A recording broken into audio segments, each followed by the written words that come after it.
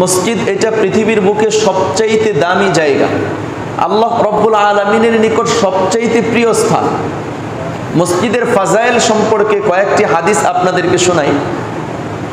হযরতে রাসূল করিম সাল্লাল্লাহু আলাইহি ওয়াসাল্লাম ইরশাদ করেছেন, আহাব্বুল বিলাদি ইলাল্লাহি মাসাজিদুহা ওয়া আবগাদুল বিলাদি ইলাল্লাহি আসওয়াকুহা। পৃথিবীর বুকে যত জায়গা আছে, যত স্থান আছে, সমস্ত জায়গার মধ্যে, সমস্ত স্থানের মধ্যে আল্লাহ রব্বুল আলামিনের নিকট সবচাইতে প্রিয় জায়গা, পছন্দনীয় জায়গা হলো মসজিদ সমূহ। ওয়া আবগাদুল বিলাদি ইলাল্লাহি আসওয়াকুহা। আর পৃথিবীর বুকে যত জায়গা আছে এর মধ্য থেকে আল্লাহ রব্বুল আলামিনের নিকট সবচাইতে অপছন্দনীয় জায়গা, অপ্রিয় জায়গা হলো বাজার। পৃথিবীর বুকে যত বাজারগুলি আছে এগুলো আল্লাহ তাআলার নিকট সবচাইতে অপছন্দনীয়, অপ্রিয় জায়গা। কিন্তু আমাদের অবস্থা হলো আমাদের বাজারে হাতে ঘাটে সময় বেশি কাটে, মসজিদে আমাদের সময় সবচাইতে কম কাটে। কথা বাস্তব না বাস্তব? আল্লাহ রব্বুল আলামিনের নিকট প্রিয় স্থান মসজিদ। এই মসজিদে বেশি থেকে বেশি সময় দেওয়ার তৌফিক আমাদের সকলকে আল্লাহ রব্বুল আলামিন দান করেন। অন্য এক হাদিসে এসেছে, মান বানা লিল্লাহি মাসজিদান ইউযকারু ফীহি ইসমুল্লাহ বানাল্লাহু লাহু বাইতান ফিল জান্নাহ। যে ব্যক্তি মসজিদ নির্মাণ করে অথবা মসজিদ নির্মাণে সহযোগিতা করে, মসজিদ নির্মাণের মধ্যে, মসজিদ নির্মাণের কাজে সহযোগিতা করে, মসজিদ নির্মাণ করে, যেই মসজিদে আল্লাহ রব্বুল আলামিনের নাম উচ্চারণ করা হয়। এখন বলেন তো, আমাদের পৃথিবীতে যতগুলো মসজিদ আছে, এমন কোনো মসজিদ কি আছে যেখানে আল্লাহ তাআলার নাম নেওয়া হয় না? প্রত্যেক মসজিদেই তো আল্লাহ তাআলার নাম নেওয়া হয়। ৫ বার মুয়াজ্জিনের আজানের মাধ্যমে আল্লাহ তাআলার নাম সর্বপ্রথম উচ্চারিত হয়, আল্লাহু আকবারের ধ্বনির মাধ্যমে। তো এরকম মসজিদ যারা নির্মাণ করবে, মোট কথা মসজিদ নির্মাণে সহযোগিতা, মসজিদ নির্মাণ করবে, বানাল্লাহু লাহু বাইতান ফিল জান্নাহ। আল্লাহ রাসূল সাল্লাল্লাহু আলাইহি ওয়াসাল্লাম ইরশাদ করেন যে আল্লাহ রব্বুল আলামিন তার জন্য জান্নাতে ঘর নির্মাণ করেন।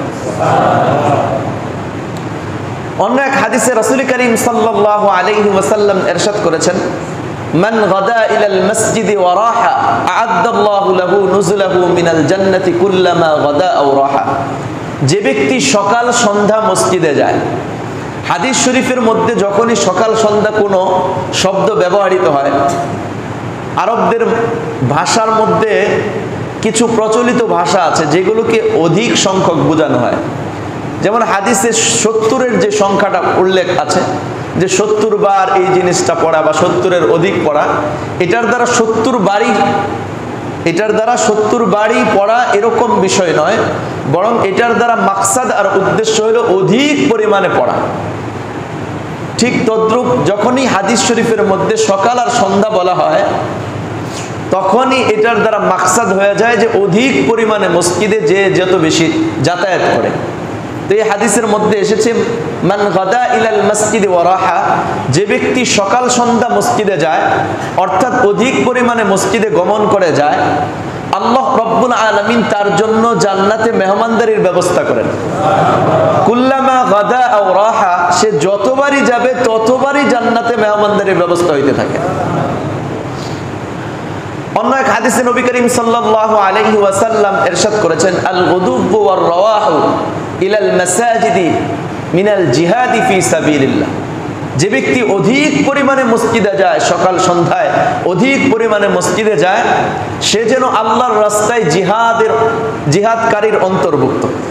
অর্থাৎ সে আল্লাহর রাস্তায়, একজন ব্যক্তি যখন কাফের মুশরিকদের বিরুদ্ধে ইসলামের পক্ষে যুদ্ধ করবে, সেই যুদ্ধের ময়দানে থাকলে যেই পরিমাণ সওয়াব আর ফজিলত অর্জন হয়, যে ব্যক্তি সকাল সন্ধ্যা অধিক পরিমাণে মসজিদে যাবে, ওই ব্যক্তিরও এই পরিমাণ ফজিলত অর্জন হইতে থাকে। আরেক হাদিসে নবী করিম সাল্লাল্লাহু আলাইহি ওয়াসাল্লাম ইরশাদ করেছেন, ইদা রাআইতুমুর রাজুলা ইয়াতাদুল মসজিদ ফাশহাদু লাহু বিল ঈমান। যখন তোমরা কাউকে অধিক পরিমাণে মসজিদে যাইতে দেখো, তো ফাশহাদু লাহু বিল ঈমান, তার ঈমানদার হওয়ার ব্যাপারে তোমরা সাক্ষী দিয়ে দাও। একজন ব্যক্তি অধিক পরিমাণে মসজিদে যাচ্ছে, এটার দ্বারাই প্রমাণ হয় যে এই ব্যক্তি ঈমানদার। যে যত বেশি মসজিদে, সাধারণত আমরা আসা হয় 5 ওয়াক্ত নামাজে, কয় ওয়াক্ত নামাজে, এছাড়া মসজিদে আমরা একটু কমই আসি, কিন্তু 5 ওয়াক্ত নামাজেও যে ব্যক্তি হাজিরা দিয়ে দিবে, তার ঈমানদারির ব্যাপারে সাক্ষীর ঘোষণা নবী করিম সাল্লাল্লাহু আলাইহি ওয়াসাল্লাম দিয়ে দিয়েছেন। এরপরে নবী করিম সাল্লাল্লাহু আলাইহি ওয়াসাল্লাম ইরশাদ করেছেন, ইন্নামা ইয়া'মুরু মাসাজিদাল্লাহ মান আমানা বিল্লাহি ওয়াল ইয়াউমিল আখির। নিশ্চয়ই যারা মসজিদ আবাদ করে, মসজিদ আবাদের অনেকগুলো অর্থ আছে।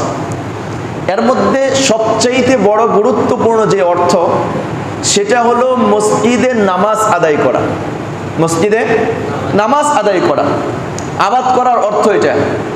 এছাড়াও যে অর্থগুলো ব্যবহৃত হয় আবাদ করার দ্বারা, অর্থাৎ মসজিদ নির্মাণ করা, মসজিদের পরিবেশ সুন্দর করা, এরপরে মুসল্লিরা যেন কোনোভাবে কষ্ট অনুভব না করে সেই ব্যবস্থাপনা করা, মসজিদে উপযুক্ত ইমাম নিয়োগ করা, উপযুক্ত মুয়াজ্জিন নিয়োগ করা, তাদের প্রয়োজনগুলো মিটানো, ইত্যাদি ইত্যাদি যে বিষয়গুলো আছে, এগুলো সবগুলো মসজিদ আবাদ করার অন্তর্ভুক্ত। কিন্তু মূল যেটা, সেটা হলো মসজিদের নামাজ আদায় করা। তো 1 নম্বর যে বিষয়, সেটা হলো মসজিদে নামাজ আদায় করা। তো ইন্নামা ইয়া'মুরু মাসাজিদাল্লাহ, নিশ্চয়ই মসজিদ আবাদ করে তারা, কারা? মান আমানা বিল্লাহ, যারা আল্লাহ রব্বুল আলামিনের প্রতি বিশ্বাস স্থাপন করে, আল্লাহ রব্বুল আলামিনকে বিশ্বাস করে, তারা মসজিদ আবাদ করে। অর্থাৎ মসজিদের যাবতীয় প্রয়োজন এবং মসজিদে মুসল্লির প্রয়োজন, সেটাও বৃদ্ধি করার ফিকির করে এবং নিজেও মসজিদে 5 ওয়াক্ত নামাজে হাজিরা দিয়ে দেয়। ওয়াল ইয়াউমিল আখির, দ্বিতীয় নম্বর বিষয় হলো যারা আখিরাতে বিশ্বাসী। তো মসজিদ আবাদ করে কারা? 1 নম্বর হলো ঈমানদার, আল্লাহ তাআলার প্রতি ঈমান রাখে এবং কিয়ামত দিবসে ঈমান রাখে। ওয়া আকামাস সালাহ, এবং নামাজ কায়েম করে। ওয়া আতাজ যাকাত, যাকাত আদায় করে। ওয়া লাম ইয়াখশা ইল্লাল্লাহ, আল্লাহ তাআলা ব্যতীত আর কাউকে ভয় করে না, শুধুমাত্র আল্লাহ রব্বুল আলামিনকেই ভয় করে। ফাআসা উলাইকা আন ইয়াকুনু মিনাল মুহতাদিন, আল্লাহ রব্বুল আলামিন বলেন, আশা করা যায় এরা হেদায়েত প্রাপ্ত ব্যক্তিদের অন্তর্ভুক্ত হয়ে যাবে। যারা মসজিদ নির্মাণ করে, মসজিদ আবাদ করে, এরা আল্লাহ রব্বুল আলামিনের পক্ষ থেকে হেদায়েত প্রাপ্ত হয়ে যাবে। অন্য এক হাদিসে নবী করিম সাল্লাল্লাহু আলাইহি ওয়াসাল্লাম ইরশাদ করেছেন, মান আলিফাল মসজিদ আলিফাহুল্লাহ, যে ব্যক্তি মসজিদকে ভালোবাসে, আল্লাহ রব্বুল আলামিন তাকে ভালোবাসেন। এখন বলেন তো, যে যাকে ভালোবাসে তার থেকে দূরে থাকে না কাছে থাকে? তার থেকে দূরে থাকে না কাছে থাকে? কাছে থাকে, নিকটে থাকে, তার সাক্ষাতে বেশি পরিমাণে যায়।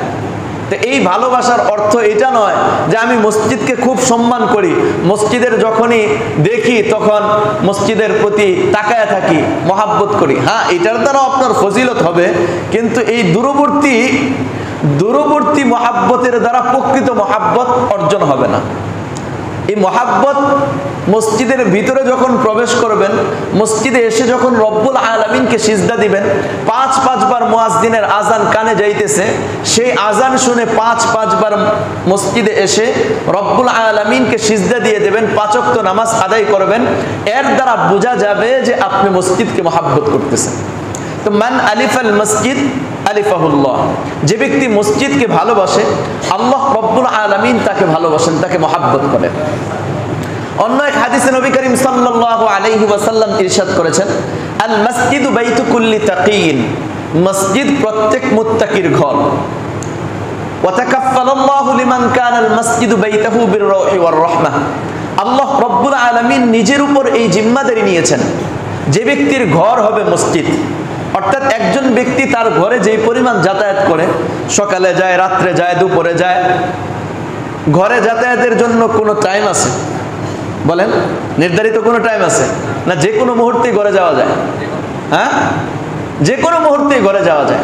ঘরে যেরকম ভাবে যে কোনো মুহূর্তে আপনি যেতে পারেন, মসজিদেও যে কোনো মুহূর্তে যে ব্যক্তি আসবে, বিশেষ করে 5 ওয়াক্ত হাজিরা দিবে, এছাড়াও তার প্রয়োজন যখন পড়বে তখনই মসজিদে এসে হাজির হয়ে যাবে। কেননা সাহাবায়ে কেরামের যখন যে প্রয়োজনই পড়তো সাথে সাথে মসজিদে এসে 2 রাকাত নামাজ আদায় করতেন, মসজিদে এসে নামাজ আদায় করতেন, আল্লাহ তাআলার কাছ থেকে সেই প্রয়োজনটা পূরণ করে নিতেন। তো আপনি যখনই মসজিদে আসবেন, তো আল্লাহ রব্বুল আলামিন এর জিম্মাদারি কি? আল্লাহ তাআলার জিম্মাদারি নবীজি সাল্লাল্লাহু আলাইহি ওয়াসাল্লাম ইরশাদ করেন, যেই ব্যক্তির ঘর হবে মসজিদ, আল্লাহ রব্বুল আলামিন তার ব্যাপারে জিম্মাদারি নিয়েছেন যে তার উপর রহমত নাজিল করব, তার উপর শান্তি নাজিল করব। ওয়াল জাওয়াজি আলা সিরাত, তার জন্য পুল সিরাতের রাস্তাকে সহজ করে দেব। ইলা রিদওয়ানিল্লাহ, আপন সন্তুষ্টি দান করব। ইলাল জান্নাত, তাকে বিনা হিসাবে জান্নাতে পৌঁছায় দেব।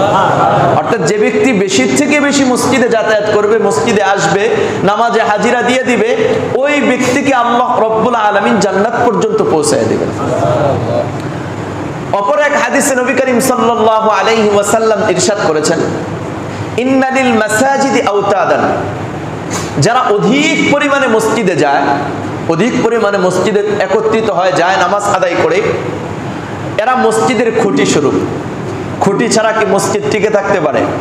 বলেন, খুঁটি ছাড়া মসজিদ টিকে থাকতে পারে? খুঁটি ছাড়া মসজিদ টিকে থাকতে পারে না। ঠিক মসজিদের খুঁটিটা যেরকম গুরুত্বপূর্ণ, মসজিদের প্রত্যেকটা মুসল্লি এরকম গুরুত্বপূর্ণ। এই হাদিস দ্বারা এটাই বোঝা যায়, ইন্নালিল মাসাজিদি আওতাদান, যারা অধিক পরিমাণে মসজিদে যায় এরা মসজিদের খুঁটি স্বরূপ। আল মালাইকাতু জুলাসাউহুম, ফেরেশতারা তাদের সাথে এসে বসে যায়। যারা অধিক পরিমাণে মসজিদে যায়, যাতায়াত করে, এদের সাথে কারা বসে? ফেরেশতারা বসে। ইন গাবু ইফতাকিদুনহুম, যখনই এদের মধ্য থেকে কেউ মসজিদে অনুপস্থিত থাকে তো ফেরেশতারা এদেরকে খুঁজতে বের হয়ে যায়। ওয়া ইন মারিদু আদুহুম, আর যারা অধিক পরিমাণে মসজিদে যাতায়াত করতো, মসজিদে আসতো, এই সমস্ত ব্যক্তিরা যখন অসুস্থ হয়ে যায় আর এই কারণে সে মসজিদে আসতে পারে না, তো ফেরেশতারা যে তাদের সেবা শুশ্রূষা করতে থাকে। কত বড় ফজিলতের বিষয়! ইন গাবু ইফতাকিদুনহুম ওয়া ইন মারিদু আদুহুম ওয়া ইন কানু ফি হাজাতিন আআনুহুম, আর যখন তারা কোনো প্রয়োজনে, কোনো কাজে কর্মে বিভিন্ন জায়গায় যাতায়াত করে, মসজিদের বাহিরে থাকে, তো ফেরেশতারা তাদের কাজে সহযোগিতা করতে থাকে, যেন ওই কাজটা সে দ্রুত তার সাথে শেষ করতে পারে, কমপ্লিট করতে পারে। ফেরেশতারা সহযোগিতা করে। তো কত বড় ফজিলতের বিষয় মসজিদের সাথে সম্পৃক্ত থাকাটা। এজন্য আমরা প্রত্যেকেই চেষ্টা করি মসজিদের সাথে একটা সম্পর্ক কায়েম করার জন্য। আমাদের মুরব্বীরা এই কথা বলেন যে মসজিদ ওয়ার মাহালের মধ্যে থাকো, মসজিদ ওয়ারি মাহালের মধ্যে থাকো। এটার মাকসাদ কি, এটার উদ্দেশ্য কি? মুরব্বীরা এটা ব্যাখ্যা করে বুঝিয়েছেন। যে ব্যক্তি মসজিদের ভিতরে থাকে, মসজিদের বাহিরের চিন্তা ফিকির লিপ্ত, সে মসজিদের ভিতরে অবস্থান করতেছে, কিন্তু সে তার চিন্তা ফিকির, মন মানসিকতা সব সম্পূর্ণটাই বাহিরে, সে যেন মসজিদে থেকেও বাহিরে অবস্থান করছে।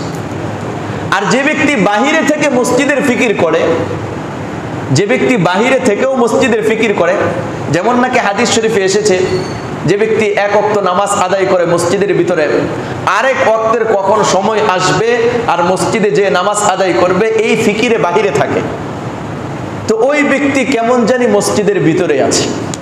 ওই ব্যক্তি মসজিদের ভিতরে থাকার সওয়াব অর্জন করতে থাকে, বাহিরে থেকেও মসজিদের ফিকিরে যা ব্যক্তি থাকে। হ্যাঁ, বাহিরে তার কাজকর্ম থাকতে পারে, 24 ঘন্টা তো আর একজন মানুষের জন্য মসজিদে বসে থাকা সম্ভব নয়, কিন্তু একজন মুসলমান 24 ঘন্টা মসজিদে থাকার সওয়াব অর্জন করতে পারে।